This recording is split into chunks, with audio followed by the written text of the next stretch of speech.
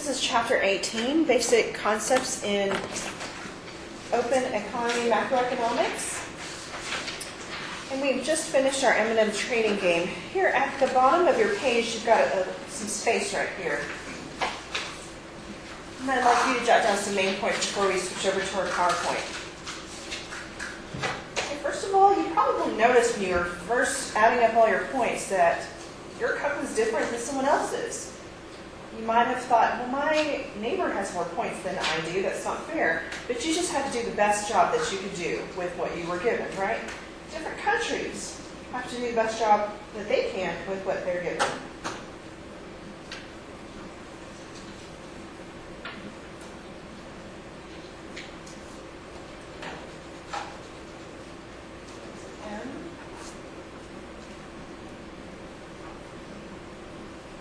A lot of countries have a lot of oil in the ground. And some countries have a lot of desert that they can't farm on. And just whatever nature is given to them, that's the best that, and they have to do the best they can with what they're given. Okay, another point. Countries can gain from international trade.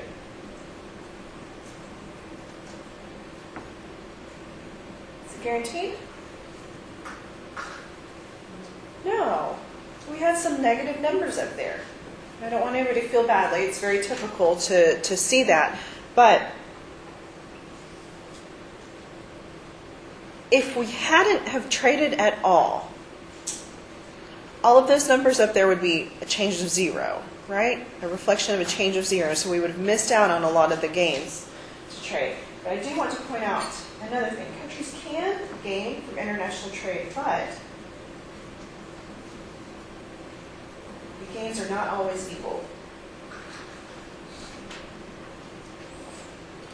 For a smaller country that's trading with the United States, which is a bigger country, we produce more goods and services, they might benefit more, but we would still benefit too, just not as much as they would. So again, we've got some +2s, +3s, and then +21s.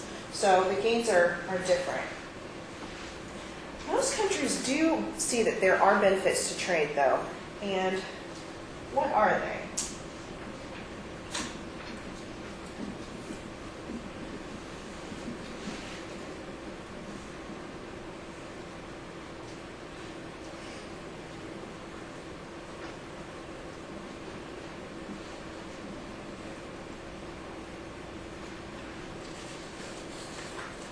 Certainly a variety of goods and services that consumers can pick from, and you could argue that that leads to higher living standards.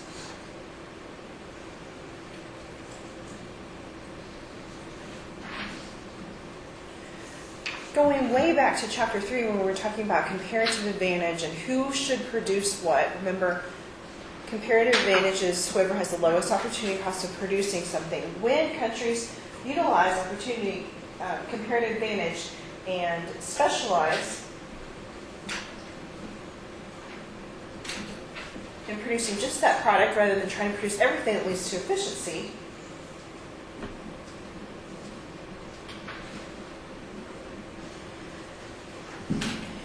and we see that when we have more sellers, when consumers have an option and choices in who to buy their products from, that leads to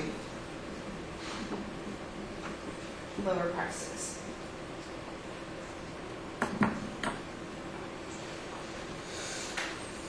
And there's an incentive for producers to increase or improve their costs of production. By the way, y'all did a great job trading.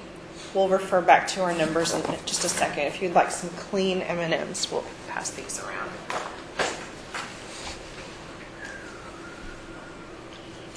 Let me switch back over here. Yeah, they're clean. You're welcome to pick one from the, if you just want one here, if you want a bigger cup, your clean cups, and I haven't touched these. I just poured it out. Okay. Should we just place them or just keep these? Yeah, you can just We'll throw those away at the end of class. Okay.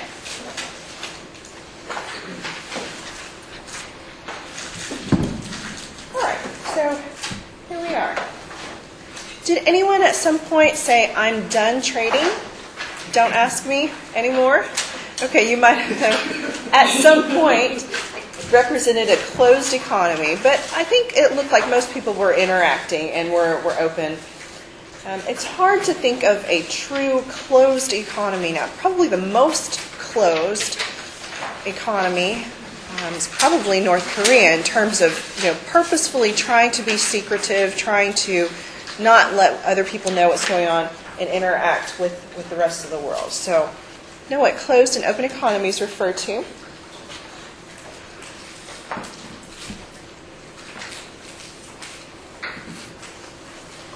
Okay, you can think of exports as all the M&Ms that you traded away to a friend and had to give away, and imports are the ones that you got from a friend.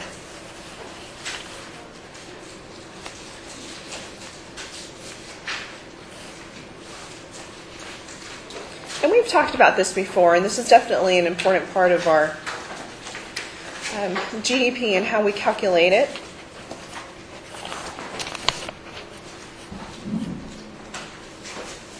Okay, in terms of just the number of M&Ms, not point values, but just the number of M&Ms, how many people feel like they had a trade surplus? They ended up with more M&Ms than they started with. Okay, a couple of us. How many people feel like they had a trade deficit? All right. So you can think of it in terms of, we've talked about it in terms of imports and exports. In our country, we've had a trade deficit for a long time. We've brought in way more, I think I said it backwards. If you felt like you brought in more M&Ms than you traded away, that would be a trade deficit if we're just looking at quantity of M&Ms. And then if you felt like you gave away more, that would be a trade surplus. How many people feel like they stayed the same? Didn't change with the number of M&Ms. Okay, well that's a possible outcome also, and that would represent balanced trade. Okay, you just had to think about handing over your M&M to your friend and taking it from them, so you don't have very high transactions costs. But in real life, there are other factors that countries need to think about. So consumer tastes, how much things cost, exchange rates, it's very important too. Policies towards international trade and shipping costs.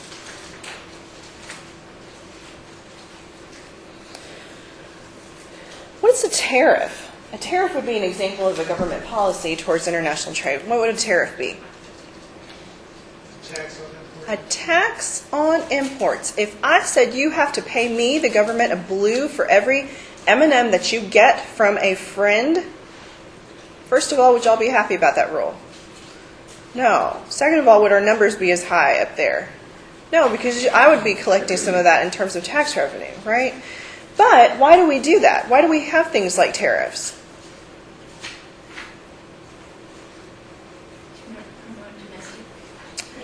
Okay, we try to protect what we have here at home, right?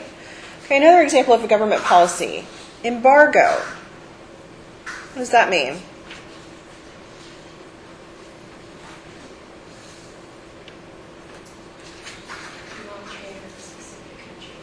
That's right. So, I traded with a couple of people, but if all of you said nobody trade with Alex, we're all angry at her because of her child labor laws and her nuclear weapons that she keeps building, and we keep telling her to stop, and she's not listening. So that would be an example also.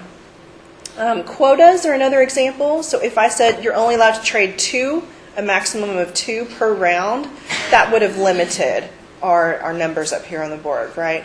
So y'all have heard of these things though, right?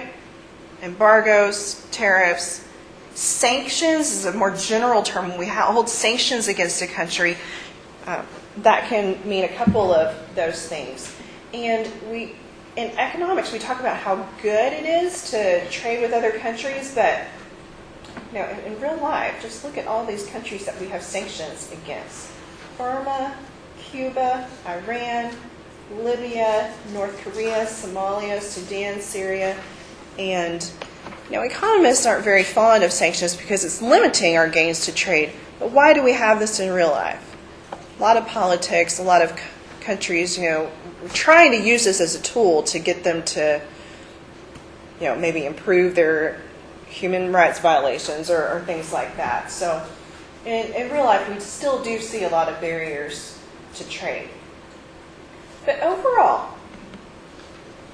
we actually have seen improvements in government policies, that actually foster trade, that encourage trade, way more than we did before. So in the 50s, you can see net exports only took up about 4 or 5% of GDP because we have a very much of a more protectionist attitude.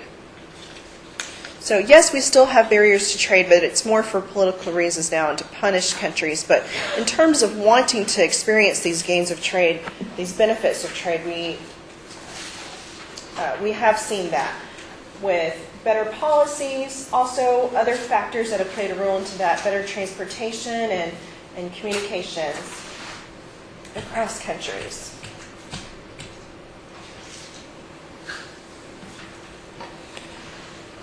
We do have to think about the exchange rate when we're buying and selling products from one country to another. And here are the definitions of appreciation and depreciation.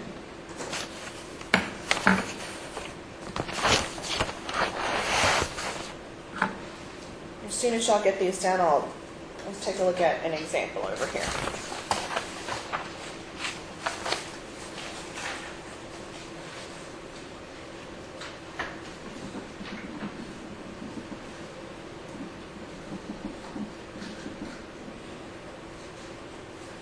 Okay, let's just pretend in the before scenario that $1 equals €1.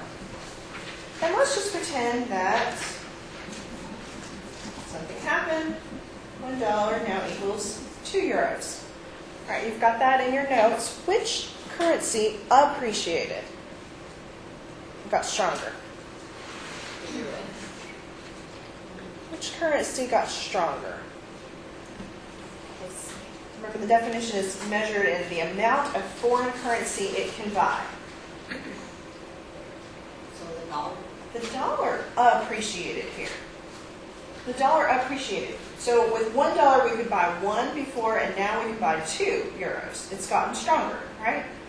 And we can also take a look at it from the perspective of the euro. Okay, before, €1 bought $1. Now, how much does €1 buy? Only 50 cents. So you can look at it from that perspective too.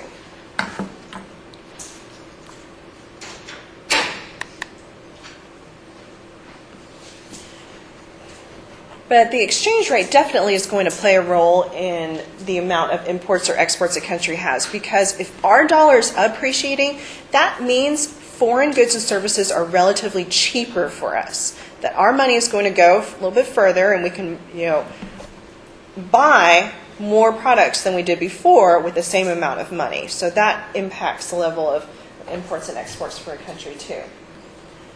Another theory that I would like you all to know about is the purchasing power of parity. This is the idea that one product should sell for the same price in all locations. So you think about the t-shirt that you're wearing now. This theory says that when you travel to Denmark or France or Africa or China, you find the same exact t-shirt, same exact brand, size, logo, it should cost the same. After you account for the exchange rate, it should cost the same that you paid for it here. So let's say you paid $20 for it here. If you go to China and you find the same exact shirt, it should cost $20 in their money. Okay, that's the theory. Makes sense, right? Is it true in real life?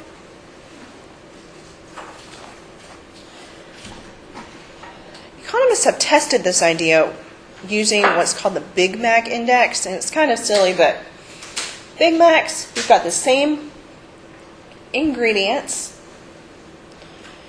We've got McDonald's all around the world, and so if you find the same exact product, the same exact sandwich of Big Mac, it should cost about the same.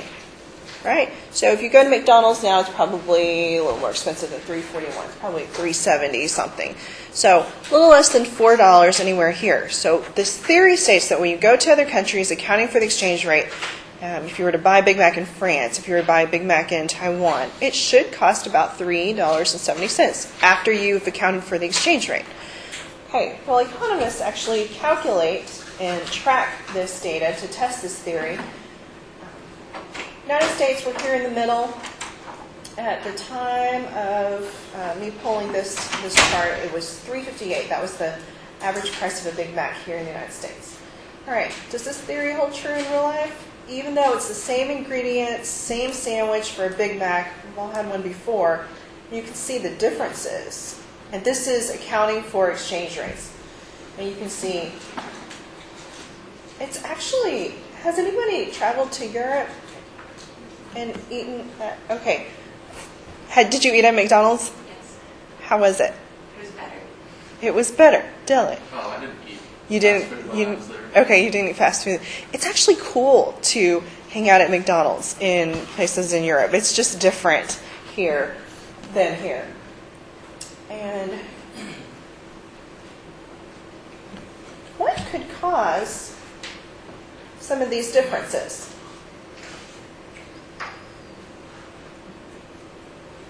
I guess I would think because the ingredients have to go to different places of the world. Yes, definitely.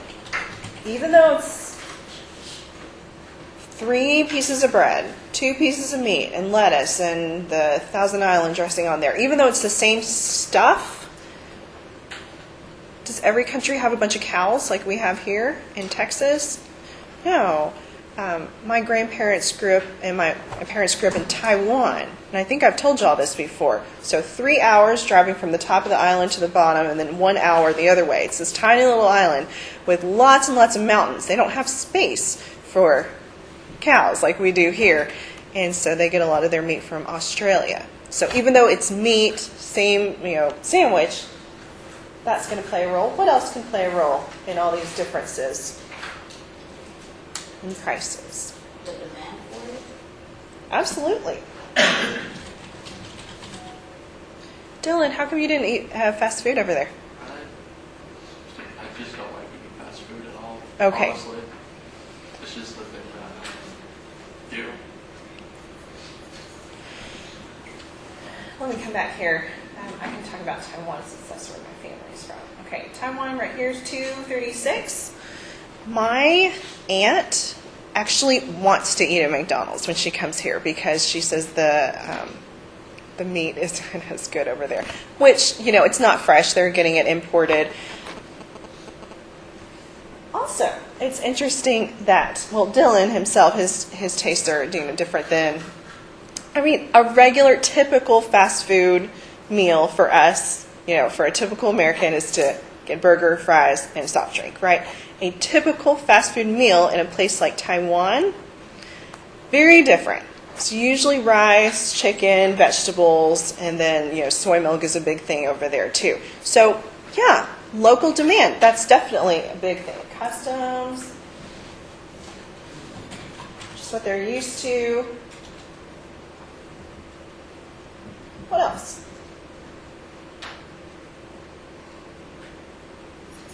This is very specific, but I had it in Germany, and they have free restrictions on their cows, so the meat was better because of the restrictions. All right, so regulations, local regulations. So we don't have any of those rules here on our cows. We probably do, but not as much. Yeah.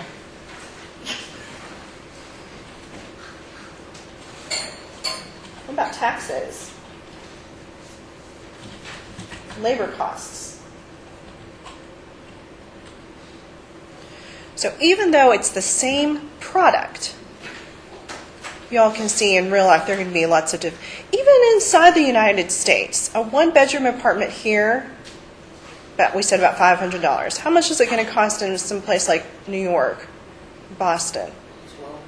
Okay, probably, maybe even more than that. Same exact square footage, but we can see that in different places we've got, just different demand and supply. And so the theory actually does not hold true in real life.